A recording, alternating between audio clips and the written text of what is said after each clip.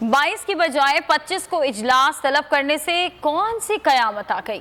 OIC के खिलाफ इतनी साजिशें तो भारत और इसराइल ने भी नहीं की जितनी अपोजिशन कर रही है। फवाद चौधरी कहते हैं कि लुटेरों के खिलाफ जद्दोजहद जारी है और ये सिलसिला मंतकी अंजाम तक पहुंचेगा।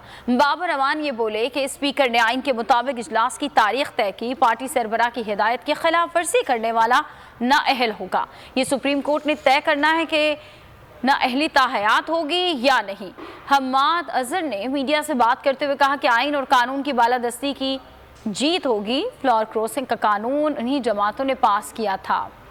चोरों और लुटेरों के खिलाफ एक जदोजहद थी, आज भी वही जदोजहद है जो जारी है। ये जो सिलसिला शुरू हुआ है ये मंतकी अंजाम तक जो है वो पहुंचेगा। सवाल ये उठ रहा है कि क्या जो शख्स डिफेक्ट करेगा वो ताहयात नाअहली होगी या टाइम बाउंड है। जो शख्स पार्टी के सरबराह की डायरेक्शन, ये लफ्ज है आइन में भी है, उस जजमेंट में भी है, फॉलो नहीं करेगा, वो इस ग्राउंड पे वो शख्स डिफेक्टर समझ के डिस्क्वालीफाई हो जाएगा। कि अगर किसी जगह डिक्लेरेशन होगा किसी कोर्ट का कि ये नॉन प्रोफिलिगेटर सादिक अमीन नहीं रहा तो फिर उसको डिस्क्वालीफाई किया जाएगा ताहयात। कि क्या ये जो पुराने पाकिस्तान की करप्शन, ज़मीर फरोशी, हॉर्स ट्रेडिंग, लोटाक्रेसी, क्या हम वापस पाकिस्तान को उस तरफ धकेल रहे हैं, या हमने पाकिस्तान और पाकिस्तान के अराकीन, पाकिस्तान के मुंतखब अवान में जो ऑनरेबल मेंबर्स बैठे हैं, क्या हम अब एक साफ सुथरी सियासत की तरफ जा रहे हैं। सब्सक्राइब करें और बेल दबाएं ताकि कोई खबर रह न जाए।